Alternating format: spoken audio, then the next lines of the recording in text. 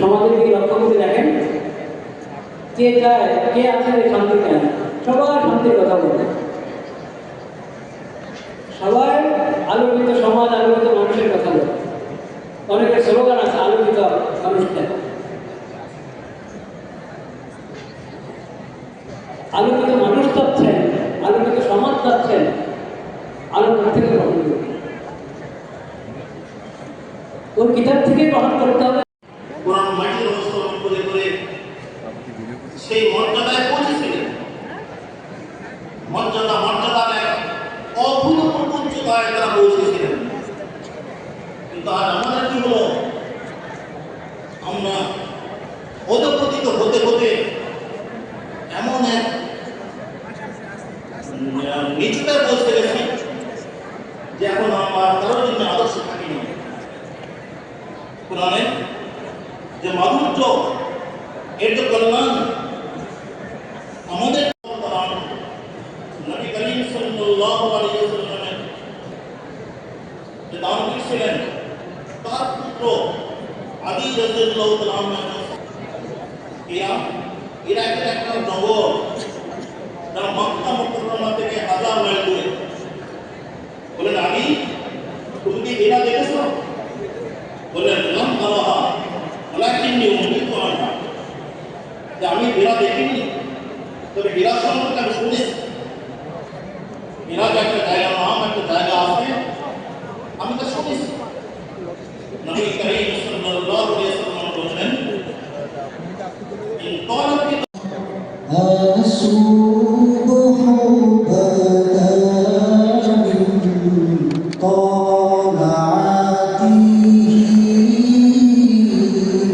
والليل إذا جاء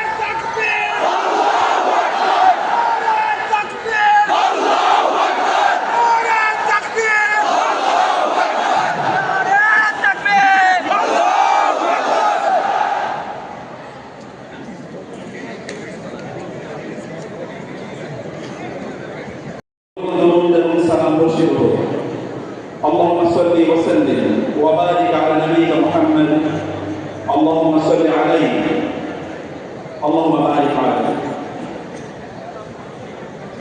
বাংলাদেশের শ্রেষ্ঠতম বিদ্যাপীঠ north south বিশ্ববিদ্যালয়ের আজকের আয়োজনে সম্মানিত সভাপতি, সম্মানিত ভাইস চ্যান্সেলর স্যার এবং ডিওটি সম্মানিত মেম্বার্স, ফ্যাকাল্টি মেম্বার্স এবং অনেক বই আপনি পড়েছেন, এখনো পড়ছেন। আপনার সিলেবাসে অসংখ্য আপনাদের ভেতর থেকে আপনি আলোকিত করে দেন। আপনার বাইরে অনেক বেশি উন্নত এবং উন্নীত হওয়ার যে মেকানিজম, যে এডুকেশন, যে নলেজ আপনাদের কাছে আছে, সেটাকে আরো শানিত, সেটাকে আরো উন্নত এবং সেটাকে আলোকিত, আপনাদের ভেতর থেকে আলোকিত মানুষ বানায়। فأتوا بسورة من مثله وادعوا شهداءكم من دون الله إن كنتم صادقين। 1500 বছর আগে এই বইয়ের যে সূরা মিস, তাহলে there are 114 surahs, not chapters.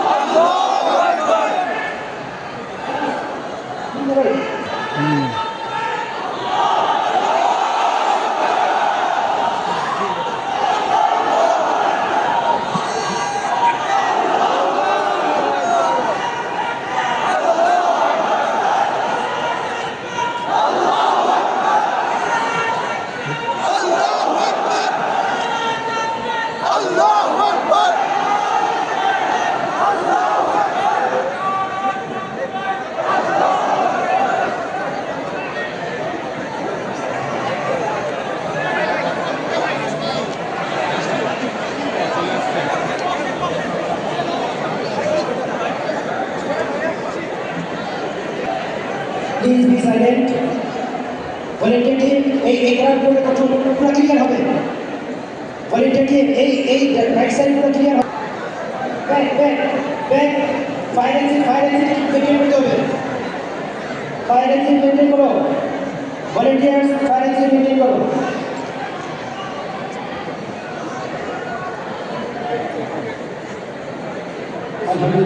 Sira exhibition 2025 এ আপনারা যারা উপস্থিত হয়েছেন আপনাদের সবাইকে জানাচ্ছি আন্তরিক শুভেচ্ছা এবং মোবারকবাদ।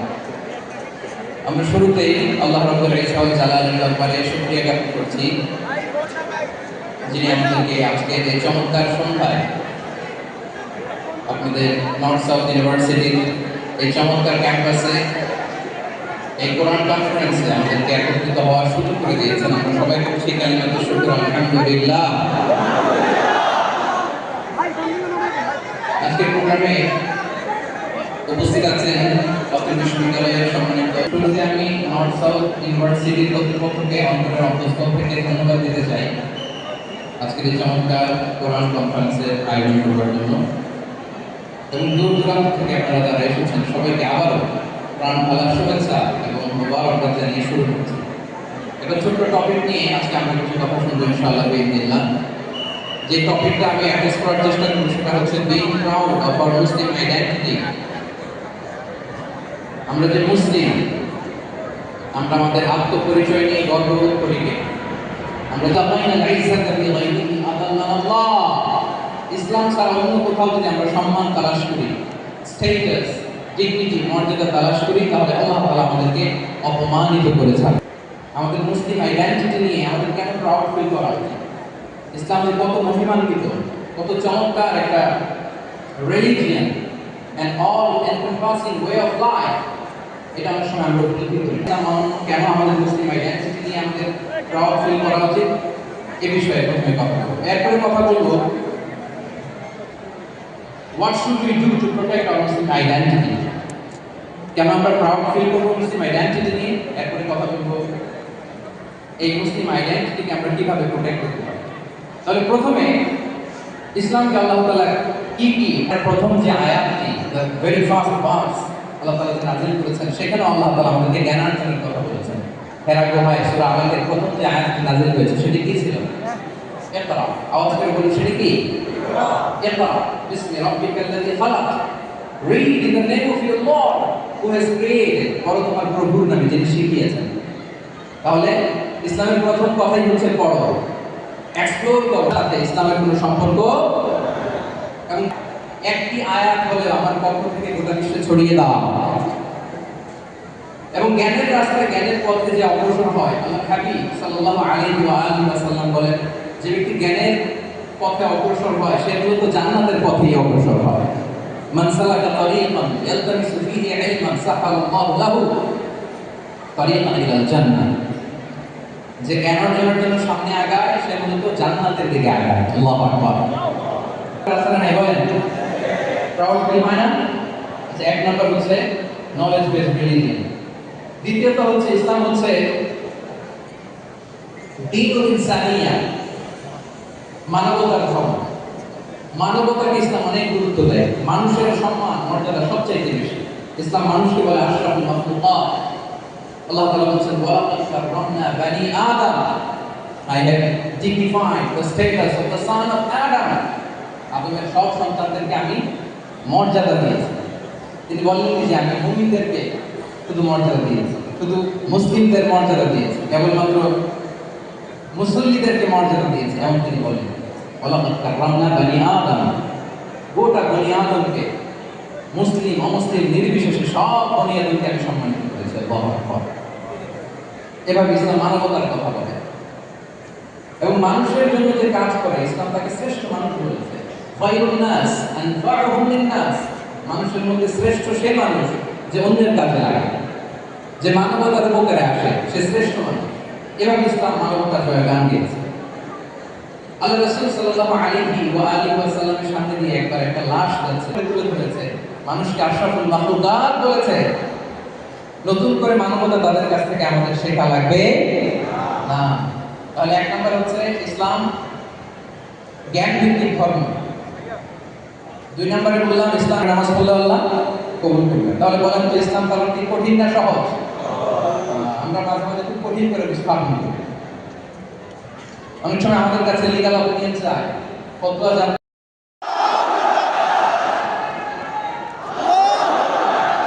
সম্মানিত সুধী মণ্ডলী, ওয়াকাযালিকা জাআলনাকুম উম্মাতান, এবং মাঝামাঝি থাকতে হবে, আলহামদুলিল্লাহ করতে পারবে। এর বাইরে আর কোন রিলেশনশিপে যাওয়া যাবে না।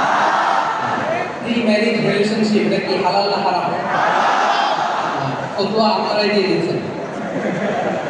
বলেন, বিবাহ বহির্ভূত যে কোনো রিলেশনশিপ হালাল নাকি হারাম? এক্সট্রা ম্যারিটাল যে কোনো রিলেশনশিপ বলেন হালাল নাকি হারাম?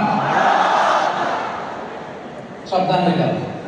তাহলে হালালের সাথে আমাদের সম্পর্কটাকে জোরদার করতে হবে। আচ্ছা, আপনারা আমার সাথে আছেন তো? মুসলিম আইডেন্টিটি রক্ষায় প্রথমে কি বলেছিলাম? সালাত। দুই নম্বরে অ্যাটাচমেন্ট উইথ কোরআন। তিন নম্বরে কি? হালাল মেইনটেইন করতে হবে। আচ্ছা, কেন? চার নম্বর হচ্ছে আমাদের একটা গুড সার্কেল মেইনটেইন করতে হবে always. engage with good circle, maintain a good circle. যত টক্সিক পিপল আছে এদেরকে ইগনোর করুন, দূরে থাকবেন। আপনাকেও ভালো করতে দিবে না, নিজেরাও ভালো থাকবেন, এরকম আছে না নাই? ভালো স্টাডি সার্কেল মেনটেন করুন। দিনের মৌলিক বিষয়গুলো শেখার জন্য একটা ভালো সার্কেল মেনটেন করুন। এমন সার্কেলে থাকবেন, এমন লোককে বন্ধু বানাবেন যাকে দেখলেই আল্লাহর কথা স্মরণ হয়। কি বলেন? এরকম একটা ভালো পরিবেশ খুঁজে নেন, একটা দিনী সার্কেল খুঁজে নেন। Never stop learning Islamic knowledge. যারা এই যে নলেজ শেয়ারিং সেশন করে, ইসলামিক হালাকা করে, কোরআনিক স্টাডি সার্কেল করে, এই সার্কেলগুলোর সাথে আমরা থাকবো ইনশাআল্লাহ। কি বলেন, সবাই থাকবেন তো? তা না হলে মুসলিম আইডেন্টিটি আমরা করে করতে পারবো। সবাইকে আবার শুভেচ্ছা এবং মোবারকবাদ জানিয়ে এখানে শেষ করছি। হাদা মা ইনদি ওয়াল ইলমু ইনদাল্লাহি আলাইহি তাওয়াক্কালতু ওয়া ইলাইহি উনীব। ওয়াসসালামু আলাইকুম ওয়া রাহমাতুল্লাহি তাআলা ওয়া বারাকাতুহু।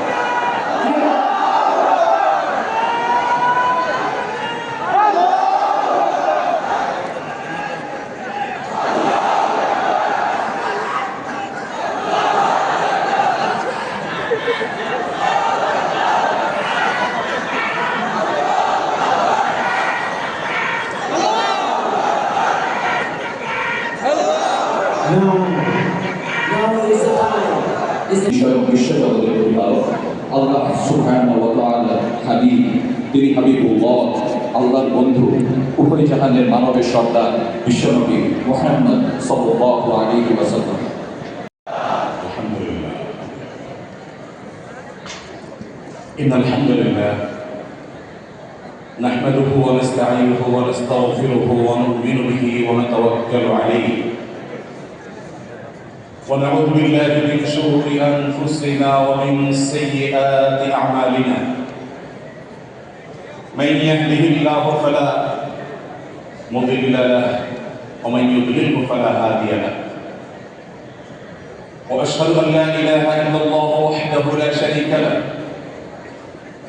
وأشهد أن محمدا عبده ورسوله أرسله بالحق بشيرا ونذيرا وداعيا إلى الله بإذنه والسراجا منيرا أما بعد আজকের এই কোরআন কনফারেন্স এবং সিরাত এক্সিবিশনের সম্মানিত সভাপতি মাননীয় বিসি মহোদয়, উপস্থিত সম্মানীয় অতিথিবৃন্দ, শিক্ষকবৃন্দ, উপস্থিত আমার প্রাণপ্রিয় শিক্ষার্থী এবং অভিভাবকবৃন্দ, আজকের চমৎকার আয়োজনে আপনাদের সঙ্গে কিছু কথা শেয়ার করবার সুযোগ করে দেয় রব্বুল আলামিনের কাছে যেমন শুকরিয়া। আশা করেছিলাম যে হয়তো কিছু প্রশ্ন আসবে, সেটা যে পরিমাণে এত বেশি হবে সেটা আমি হয়তো অবশ্য কল্পনা করিনি। প্রশ্ন যে পরিমাণ এসেছে আমাদের কাছে সেটি হলো 9 শতাধিক প্রশ্নের উত্তর দেওয়ার জন্য আমার কমপক্ষে 9 দিন সময় প্রয়োজন। তো সেই সময় নিশ্চয় আপনাদের কারণ দেখি, এই জন্য আমরা খুবই অল্প সংখ্যক প্রশ্নের উত্তর দেব। আমরা সেই সাথে আপনাদের সঙ্গে একটি প্রতিশ্রুতি থাকি আমার, সেটি হলো যে সমস্ত প্রশ্নের উত্তর দেওয়া একান্ত সময়ের স্বল্প। সূরা কাহফ, সূরা ইউসুফ 12 এবং 13 পারা বিষয় 2 পারা জুড়ে, আর সূরা কাহফ 15 এবং 16 দুটো পারা জুড়ে দুটি সূরা।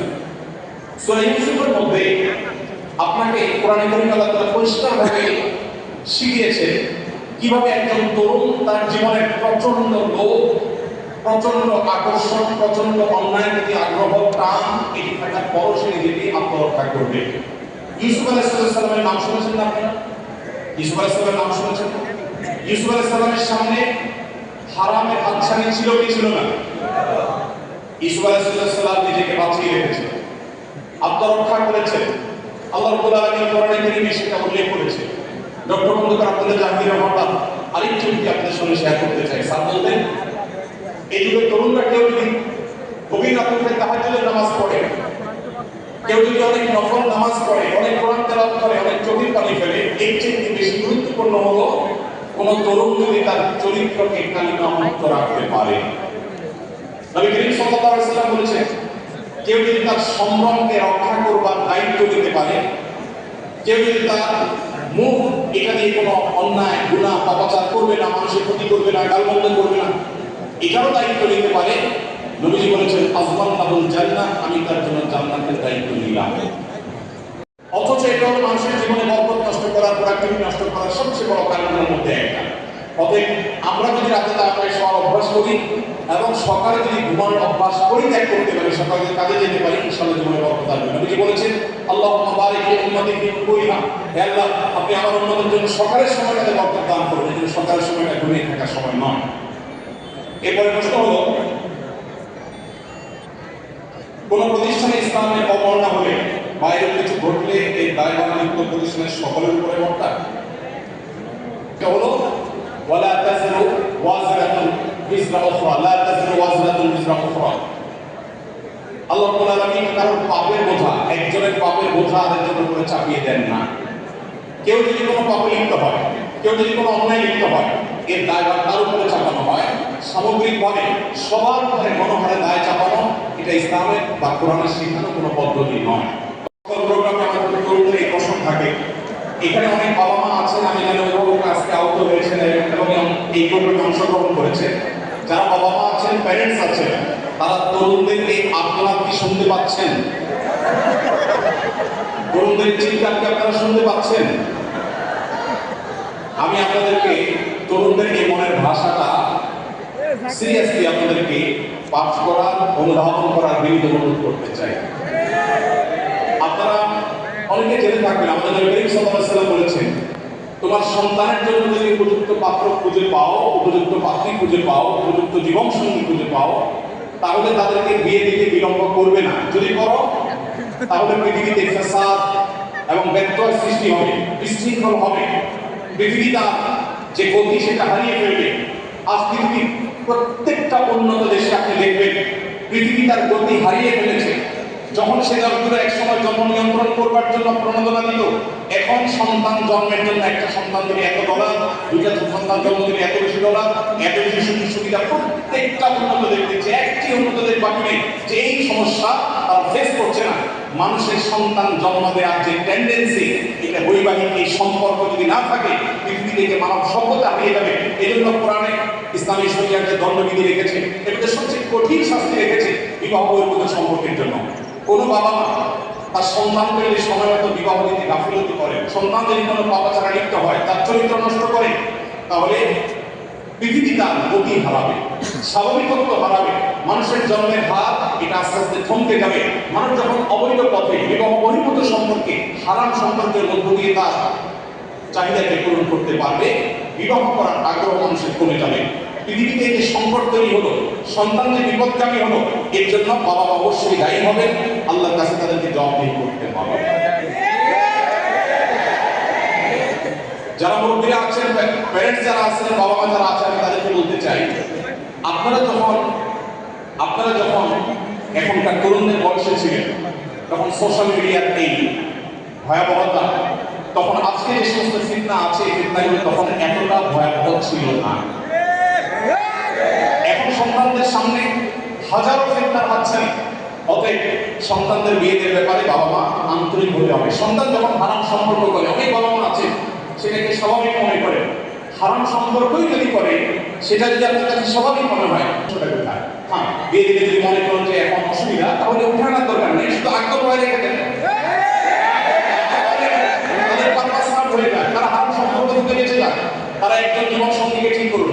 দেখুন, গোটা পৃথিবীর সকল সভ্যতায় কোন পুরুষ যদি কোনো নারীর সাথে অবৈধ সম্পর্ক করে, আপনি বিবাহ করবেন, আপনি উপার্জন শুরু করে দেন, আপনি বসে আছেন। ছাত্র জীবনে উপার্জন করা যায়। আমি ছাত্র জীবনে উপার্জন শুরু করেছি এবং একদিকে পড়াশোনা করতাম, অপরদিকে বাবার ফ্যামিলিকে সাপোর্ট দিতাম। আমাদের তরুণদের বড় অংশ তারা বসে বসে আড্ডা মেরে খেয়ে অভ্যস্ত, তারা কাজ করতে চায় না, শুধু হুজুরের কাছে চেক করে লিখে দিবে, প্রশ্ন লিখে দিবে, হুজুর আব্বাকে বলেন বিয়ে করে। আপনার বাবা আপনাকে বিয়ে করে দেবে, কিন্তু বিয়ে করার জন্য আপনার স্ত্রী মিনিমাম খরচ মহরের টাকা আপনাকে জোগাড় করতে হবে। চেষ্টা করবো তো ইনশাআল্লাহ। হারাম বিদেশে না করবো তো ইনশাআল্লাহ। ভাইরা আমরা সবাই জানি হারামে আরাম নাই না আছে? হারামে আরাম নাই, সবাই জানি তো। অতএব বিবাহ অভিমত সম্পর্ক করে সমাজের বিরুদ্ধে যেতে হবে, তারপরে তথাকথিত প্রেমকে জয় করতে হবে। এই ট্রেনিংগুলো দেয় না কিছু মানুষ, এদের জীবনে দেখবেন এক একজনের বিয়ের জীবনে 2টা 4টা 5টা 6টা বিয়ে একটাও দিবে। তারা আপনাকে যে প্রেম ভালোবাসার ট্রেনিং দেয়, তার নিজের জীবনের প্রেমে সফলতা থেকে খুঁজে পাচ্ছেন। তাই জন্য হারাম পথে নয়, আমাদের সমস্ত আবেগ ভালোবাসা সব উজাড় করে দিব হালাল পথে ইনশাআল্লাহ। আল্লাহ আমাদেরকে তৌফিক দান করুন। খুবই স্বাভাবিক, বিশ্বাস করুন আমার কাছে এটা খুবই স্বাভাবিক একটি বিষয় মনে হচ্ছে। গত 2-3 দিন আগে ঘটনা, ভারতে সফর করেছেন, পর্দা করে আবার সময় সময় পর্দার বিধান থেকে বের হয়ে আসে। তাদেরকে বলতে চাই ইসলাম এমন একটা জীবন বিধান আমাদেরকে দিয়েছে যেটা মরণ পর্যন্ত আমাদেরকে মেনে চলতে হবে। আমাদের সমাজে বেশিরভাগ মানুষ অপরাধ করে সামাজিকতার কারণে, যারা দুর্নীতি করে, যারা দেশের সম্পদ দূর করে, এই মানুষগুলো বেশিরভাগ মানুষ নিজের পেটের দায়ে দূর করে না। কি বলেন? পেটের দায়ে দুর্নীতি করে, পেটের দায়ে দুর্নীতি করে। আমাদের সমাজে যত অপরাধ হয়ে থাকে, এই সামাজিক অপরাধগুলো বেশিরভাগ ক্ষেত্রে হয়ে থাকে তথাকথিত সামাজিকতার জন্য। নিজেকে বিশেষ পরিস্থিতি পর্দা বিধান থেকে বের করে আনতে পারেন। আমরা অনেকে আছি নিয়মিত পর্দা করেন, অথচ বিবাহের কোনো অনুষ্ঠান হচ্ছে সেখানে তিনি পর্দা ছেড়ে দেন। মরণ পর্যন্ত আমাদেরকে এদের উপর টিকে রাখতে হবে। আল্লাহ বলেছেন তুমি তোমার রবের ইবাদত করো মৃত্যু আশা রাখ পর্যন্ত। অতএব আমাদেরকে মৃত্যু আশা রাখ পর্যন্তই পর্দার বিধান মেনে চলতে হবে। সামাজিকতার খাতিরে যদি আমি আমার দিনকে ছেড়ে দিই, সেটা হবে দিনের নামে আত্মপ্রবঞ্চনা এবং আত্মপ্রতারণা। আল্লাহ আমাদেরকে এগুলো থেকে বেঁচে থাকার তৌফিক দান করুন।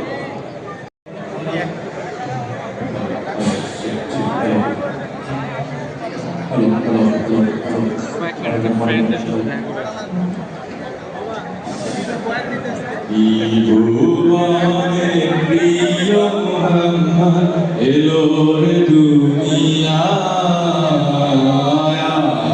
সাগর আকাশ বাতাস দেখি যদি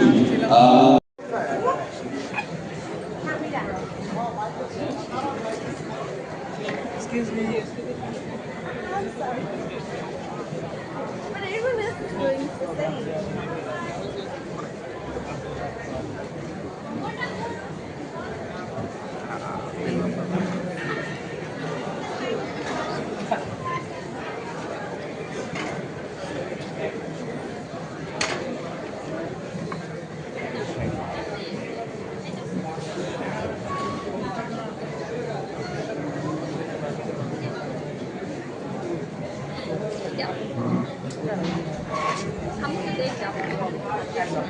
আমরা আশা করতেছি ইনশাআল্লাহ প্রতি বছর আমাদের ইউনিভার্সিটি এই ধরনের প্রোগ্রাম আমরা আরো পাবো।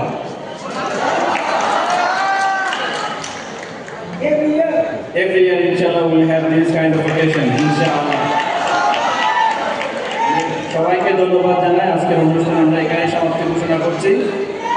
আসসালামু আলাইকুম।